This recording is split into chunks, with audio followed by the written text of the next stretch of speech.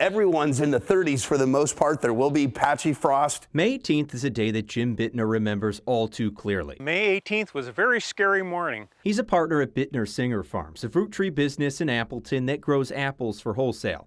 And that morning was the latest freeze he ever recalls. That was a real shocker. Instead of blossoms, young apples had already started growing, so the cold weather made a mark, literally. This is what we call frost ring.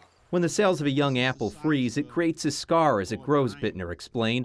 But the apples still taste the same, so you may see this when you're out U-picking. But as he added, other varieties in orchard locations were hit harder or less. In this orchard, we happen to have John Golds, which in this particular orchard were hurt pretty bad. There's hardly a John Gold crop here. But just a few rows over, his galas are fine. Even the tops of the Jonagold trees, which escape the cold air, are better. Sometimes we go through an orchard and it looks real good, and at the end of the orchard may be a little bit of a dip, where the cold air would settle, and there would be less of a crop there. Bittner Singer Farms isn't a U-pick orchard, but their impact paints a pretty good picture of what other operations in western New York are seeing.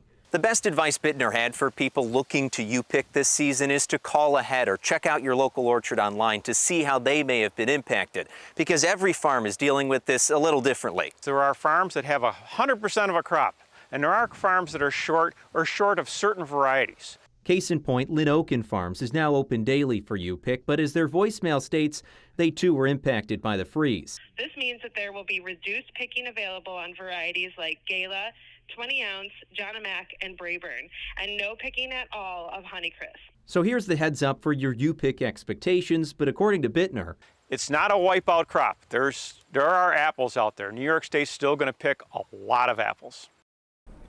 Very interesting, Rob. Any tips on where to find a local orchard if you're new to the area? Yeah, Claudine, the New York Apple Association is a great website. I'll link to that on WGRZ.com as well. It maps out where all of the orchards in your given zip code are located.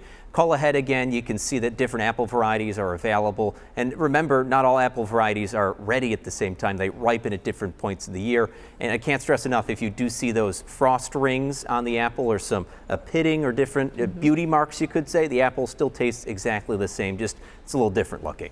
We love our apples. Rob, thank you.